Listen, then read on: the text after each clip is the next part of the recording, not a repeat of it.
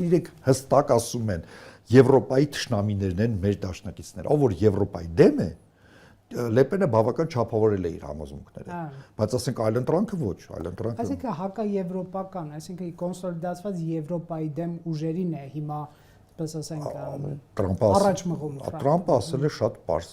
բացահայտ, Եվրոպան ստեղծվել է մեզ խաբելու համար։ Երկրորդ անգամ ինքը այլ բառ է օգտագործել, որ ես եթերում չեմ կարող օգտագործել, վատ գործողություններ անելու համար մեր հանդեպ։ Դա արդեն հետո է ասել։ Այսինքն բացահայտ տեքստը, որ Եվրոպական միությունը թշնամական կառույց է, ինչու կարծենք, շատ պարզ է, որովհետև եթե Ամերիկան իր դիրքերը իջեցնում է տնտեսական ազդեցությունը աշխարհում, ապա դրանցով պետք է օգտվի։ Միասնական Եվրոպան կլինի օգտվողներից մեկը առնվազն, Չինաստանը մյուսը, որոնք կսկսեն բարձրանալ։ Ավելի հեշտ է։ Ես զգում եմ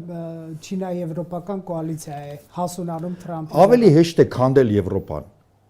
որպեսզի չլինի, որտեղ Ֆրանսիան մենակ Ամերիկայի հետ չի կարող տնտեսապես։ Գերմանիան չի կարող, Բրիտանիան չի կարող, բայց միասին կարող են։ Այդ միասինը պետք է բացառել, որպեսզի Ամերիկայի անկումը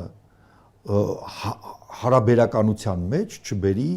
Ամերիկայի տեսակարար կշռի անկմանը։